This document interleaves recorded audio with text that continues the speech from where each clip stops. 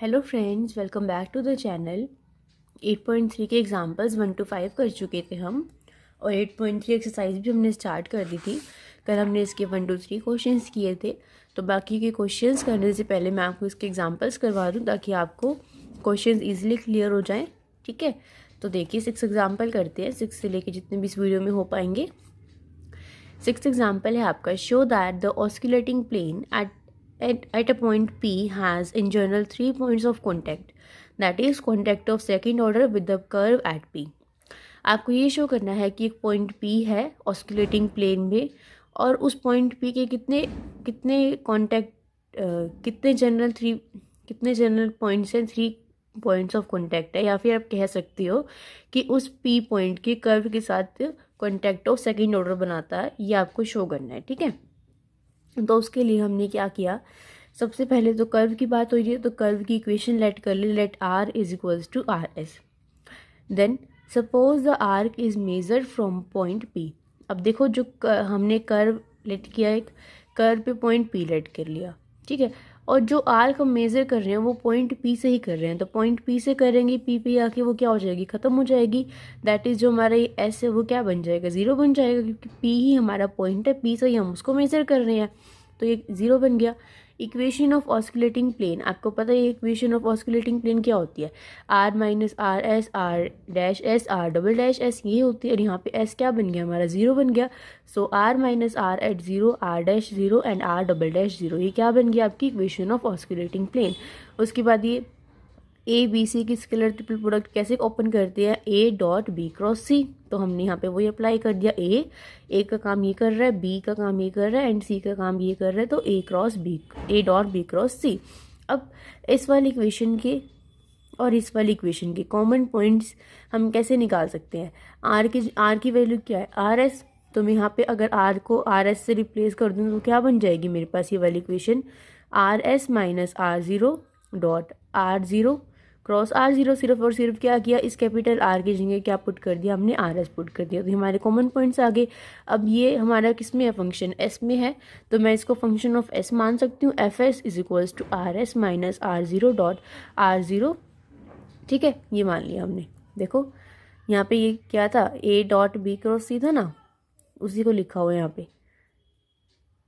अब देखिए नाम बाय मैक्लॉरियंस थ्योरम, अब यहाँ पे आपको अप्लाई करनी है मैक्लॉरियंस थ्योरम, जो कि क्या होती है, आर एस पे हम अप्लाई करेंगे इस पे। आर एस का मतलब है कि पहले आर की value at zero, then derivative of R, first derivative, then second derivative, then third derivative, and then fourth derivative, and अपसोन जब तक चलता रहेगा। और साथ में एस हमें पैरामीटर है, तो फर्स्ट में एस नहीं होता, सेकंड में S square by 2 factorial plus S3 by 3 factorial plus S4 by 4 factorial plus S5 by and अपसोन सो ऑन। तो यहाँ हमारे पास क्वेश्चन में क्या है, यहाँ पे r s minus r zero है, तो यहाँ से मैं क्या कर सकती हूँ, r s minus r zero की वैल्यू निकाल सकती हूँ। इसलिए मैंने क्या किया, यहाँ से r s minus r zero की वैल्यू निकाल के जो ये वैल्यू आएगी इसको इस इक्वेशन में हम क्या करेंगे, पुट कर देंगे। ठीक है, पुट करने के बाद क्या आएगा, एफ एस क्या बन जाएगा, इस पूरी वैल्यू की जगह तो हमने ये वाली वैल्यू पुट कर दी, और इसको हमने एज इट इज़ रख दिया, r dash zero cross r double dash zero. उसके बाद देखते हैं क्या करें आगे।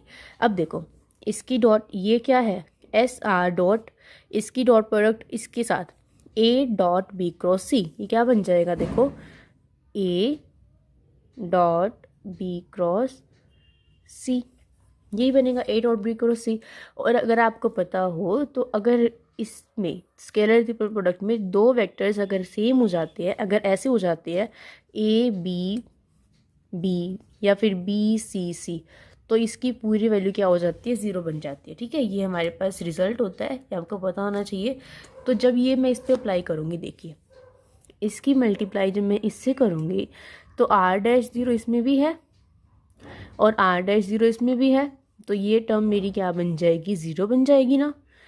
प्लस जब इसकी मल्टीप्लाई मैं इसके साथ करूँगी तो इसमें भी आर डैश डबल डैश है और इसमें भी आर डबल डैश है, तो फिर से ये वाला वेक्टर सेम बन गया, तो ये भी क्या बन जाएगी, ज़ीरो। उसके बाद जब मैं इसकी मल्टीप्लाई करूँगी, s cube by 3 factorial r triple derivative of r dot r dash zero and are double dash zero, इसमें कुछ भी सेम नहीं है तो ये वाली टर्म्स मेरे पास एज इट इज़ आ जाएगी, plus other terms containing S की power 4, S raise to the power 4। तो हमारे पास रिजल्ट क्या बनेगा, सिर्फ देखो ये एफ एस में क्या रहेगा, s raise to the power 3/3 factorial r triple dash o into r dash into r double dash plus other terms containing s raise to the power 4। Okay, अब देखो यहाँ से हमें क्या कंक्लूजन मिलता है। From fifth we conclude that f s is equals to zero, s is equals to zero. देखो अगर यहाँ पे मैं एस को जीरो पुट कर दूँ, एफ एस में एस को जीरो पुट करूँगी तो फर्स्ट डेरिवेटिव जीरो बन जाएगा। अब सेकंड को सेकंड करूँगी, इसका सेकंड ऑर्डर डेरिवेटिव निकालूंगी तो वो क्या आएगा 3s² अपॉन 3 फैक्टोरियल। अब यहाँ पे एस को जीरो पुट करो फिर से जीरो बन जाएगा ये, ठीक है। अब ये देखो इसका फर्स्ट ऑर्डर डेरिवेटिव तो क्या आएगा 3s², इसमें एस को जीरो पुट किया जीरो बन गया। इसका सेकंड ऑर्डर डेरिवेटिव निकालो क्या आएगा 6s, इसमें एस को जीरो पुट करो क्या बन जाएगा एस दोबारा से जीरो। पर जब मैं इसका ट्रिपल 3 बार डेरिवेटिव करूँगी तो सिर्फ और सिर्फ क्या आएगा 6 आएगा, उसमें एस तो है ही नहीं। तो एस जीरो पुट करने से मेरा एफ ट्रिपल डैश एस क्या बन रहा है, नॉट इक्वल्स टू जीरो बन रहा है, नॉट इक्वल्स टू जीरो बन रहा है। और कॉन्टैक्ट ऑफ ऑर्डर में जो मैंने आपको बताया था कि आपको लर्न करना है, वो उसमें यही देखा था हमने, जब ट्रिपल ऑर्डर ये दोनों जीरो हो और ये triple order derivative not equals to zero हो तो जो हमारा प्लेन होता है उसके 3 पॉइंट्स ऑफ कॉन्टैक्ट होते हैं और हम कह सकते हैं कॉन्टैक्ट ऑफ सेकेंड ऑर्डर। देखो मैं आपको दिखा भी देती हूँ, ये देखिए case third, when f dash t is equals to 0, f double dash t is equals to 0 but f triple dash t not equals to 0 then the contact of second order। ठीक है, आपको यही प्रूव करना था कि ये क्या बनाता है, contact of second order बनाता है। Okay, so this was your question number 6। let's come to the next question, that is example number 7। example number 7 में देखिए क्या है, normals are drawn from the point alpha beta gamma to the ellipsoid. Ellipsoid की equation दी हुई है, ellipsoid पे normal draw किया है 3 पॉइंट से अल्फा बीटा गामा से। पहले तो नॉर्मल की इक्वेशन निकालनी है, दूसरा क्या करना है, find the equation of osculating plane. Osculating plane की इक्वेशन निकालनी है एट अल्फा बीटा गामा पे of the cubic curve through the feet of the normal. Normal के फीट से ऑस्कुलेटिंग प्लेन की इक्वेशन निकालनी है at alpha beta gamma.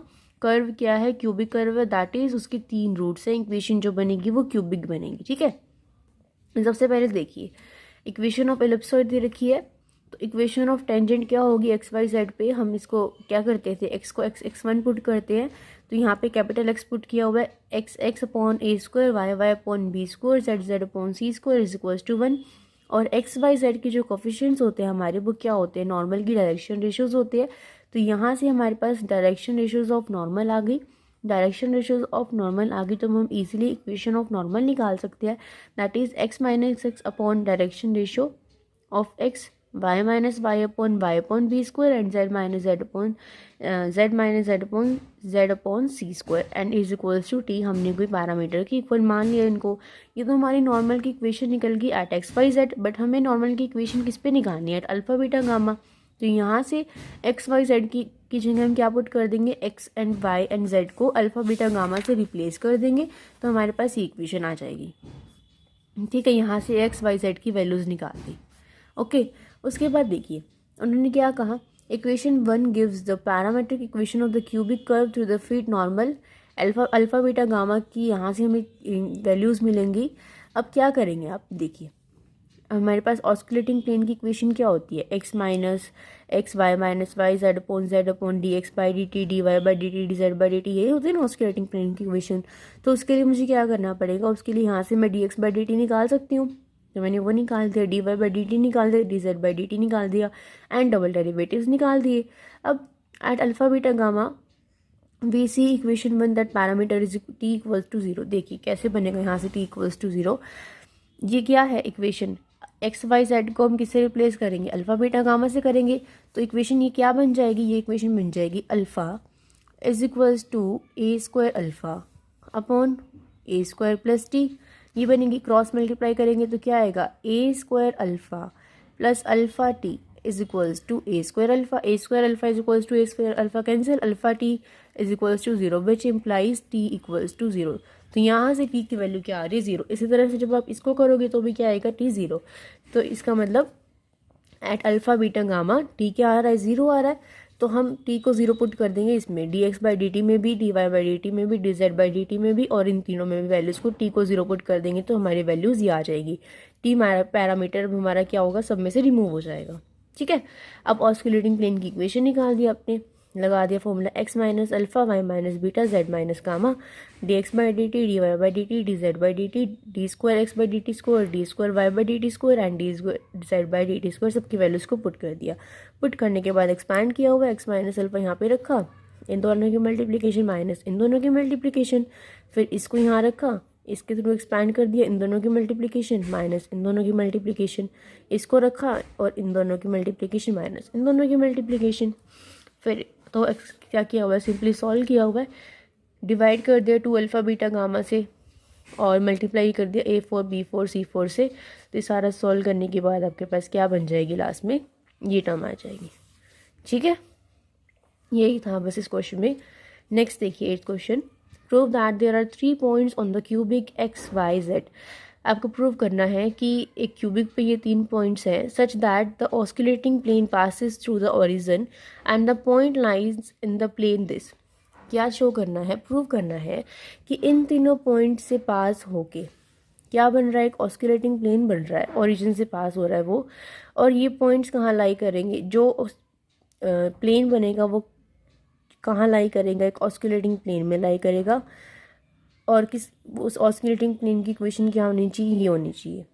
Prove that there are 3 points on the cubic, किसी cubic पे 3 points है जिसकी इक्वेशन ये दी हुई है, such that the osculating plane passes through the origin, जो ऑस्कुलेटिंग प्लेन है वो ओरिजिन से पास हो रहा है, and the points lie in the plane this, और ये जो पॉइंट्स लाई कर रहे हैं वो इस प्लेन में लाई कर रहे हैं। ठीक है, तो हमने मान लिया कि XYZ कोई पॉइंट है कर्व पे, तो उससे पोजीशन वेक्टर ये बन जाएगा, x की वैल्यू, y की वैल्यू, z की वैल्यू गिवन है तो r पोजीशन वेक्टर बन जाएगा आपका।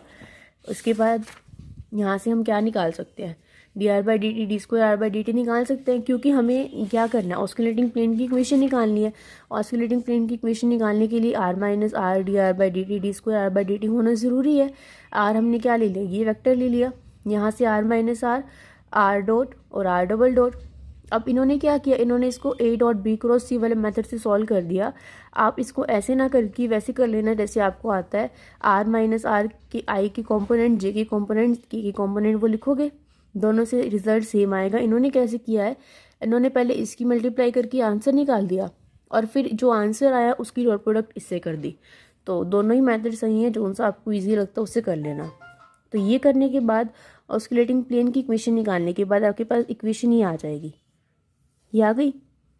अब ये इक्वेशन किस में है, क्यूब में है, टी में क्यूबिक है ना इक्वेशन, तो यहाँ से क्या मिलेगा हमें, टी की 3 वैल्यू में मिलेगी। और आपको बोला था कि ऑस्कुलेटिंग प्लेन कहाँ से पास कर रहा है, 0 0 0 से पास कर रहा है। देखिए यहाँ से क्वेश्चन में x की वैल्यू ये थी, y की वैल्यू ये थी, z की वैल्यू ये थी, x टी में क्यूबिक, y टी में स्क्वायर और z टी में ये था। यहाँ से टी क्यूब की वैल्यू क्या निकल जाएगी, x माइनस बी अपॉन ए। यहाँ से टी स्क्वायर की वैल्यू क्या निकल जाएगी, y माइनस 3 dt, और ये निकल जाएगी, देखो यहाँ से निकाल रखी है, देखो यहाँ से निकाल दी टी की वैल्यू, यहाँ से निकाल दी, कैसे, यहाँ से निकाल दी। z की वैल्यू क्या, z में से t की वैल्यू निकाली ये।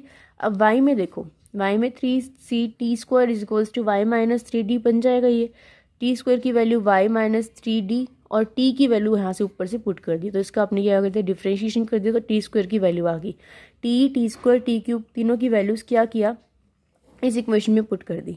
ए सी ई टी क्यूब की value plus A C F T square की value plus A F D T की value plus B C E is equals to 0। अब इसमें ए सी ई है, इसमें ए सी एफ है, इसमें ए एफ डी है, तो इसको सेम बनाने के लिए यहाँ ए है, यहाँ 3c ई है, यहाँ 3 है, क्या किया, मल्टीप्लाई कर दिया 3c ई से। तो मल्टीप्लाई करने के बाद आपके पास जब सॉल्व करोगे तो ये इक्वेशन आ जाएगी। बस यही था, क्या था, कुछ भी नहीं था। आपने क्या किया, आर पोजीशन वेक्टर बना लिया, कैपिटल आर वेक्टर ऐड कर लिया, ऑस्कुलेटिंग प्लेन की इक्वेशन बना दी, R minus R D R by D T करके इक्वेशन आ गई। टी क्यूबिक में आई, एक्स की वैल्यू, वाई की वैल्यू, जेड में से T cube T square T की वैल्यू निकाल दी, इसमें पुट कर दी, हैंस सॉल्व। अब देखिए 9th क्वेश्चन देखिए, show that the curve r is equals to this line is in a plane. हमें ये शो करना है कि ये कर्व किसी प्लेन में लाई करता है। अगर हम ये शो कर दें कि ये कर्व ऑस्कुलेटिंग प्लेन में लाई करता है तो हमारा क्वेश्चन सॉल्व हो जाएगा। आर ये दे रखा है, यहाँ से इसका मतलब एक्स की वैल्यू ये है, वाई की वैल्यू ये है, जेड की वैल्यू ये है, तो हम d x by D t, d y by D t, d z by D t निकाल लेते हैं और d square x by D t y square वो निकाल लेते हैं। क्यों निकाल रहे हैं हम ये? क्योंकि हमें ऑस्कुलेटिंग प्लेन की इक्वेशन चाहिए। तो मैंने क्या किया, ऑस्कुलेटिंग प्लेन की इक्वेशन का फॉर्मूला लगा दिया, x minus t, y minus this, z minus this, d x by D t, d y by D t सबकी वैल्यूज पुट कर दी। अब इसको सॉल्व करने के लिए ऑपरेशंस लगा रखे हैं, C2 पे लगा दिया C2 माइनस C3 और फिर एक्सपैंड करने के बाद या आप अपनी मर्जी से भी कर सकते हो, इनके लगाने वाले ऑपरेशन ज़रूरी नहीं है कि आप ये लगाओ। तो जब आप इसको एक्सपैंड करोगे तो इक्वेशन ऑफ ऑस्कुलेटिंग प्लेन क्या बन जाएगी, ये बन जाएगी। अब ये कर्व था और हमें यही शो करना था कि एक कर्व क्या कर रहा है, किसी प्लेन में लाई कर रहा है। If the given curve is a plane curve that is curve lying in a plane that must lies on a osculating plane. तो ये कर्व किस में लाई कर रहा है, ऑस्कुलेटिंग प्लेन में लाई कर रहा है।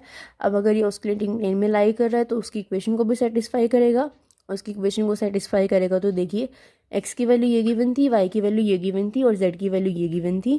तो इसमें एक्स वाई जेड को टी से रिप्लेस कर दिया, एक्स की जगह टी, वाई की जगह 1 + t/t और ये इक्वेशन सॉल्व कर दी। तो क्या आ रहा है आपका 0 = 0। इसका मतलब अब 0 = 0 का मतलब क्या है कि ये इक्वेशन किसकी थी, कर्व की थी, और ये प्लेन की इक्वेशन को सेटिस्फाई कर रहा है। दैट मीन्स ये कर्व आपका ऑस्कुलेटिंग प्लेन में लाई कर रहा है। यही आपको प्रूव करना था। ये एग्जांपल मैंने आपको इसीलिए करवाई ताकि अब आपको एक्सरसाइज के जब मैं क्वेश्चन समझाऊंगी तो आपको कोई दिक्कत ना आए। 1 2 3 क्वेश्चन कर चुके थे, बाकी के क्वेश्चन अब हम नेक्स्ट वीडियो में करेंगे। Okay, so guys I hope आपके लिए वीडियो हेल्पफुल रहा होगा, और अगर आपको कुछ भी नहीं समझ में आता है तो आप मुझे कमेंट सेक्शन में कमेंट करके पूछ सकते हैं। मैंने अपनी तरफ से आपको समझाने की पूरी कोशिश की है। See you guys in the next video, till then bye bye, take care. और प्लीज़ अगर वीडियो पसंद आए तो वीडियो को लाइक ज़रूर कर देना और वीडियो को अपने फ्रेंड्स के साथ शेयर करना मत भूलना। चैनल पे नए हैं तो चैनल को सब्सक्राइब करके बेल आइकन का बटन ज़रूर दबा देना ताकि आपको मेरे चैनल की नोटिफिकेशन सबसे पहले मिल जाए। Bye bye guys.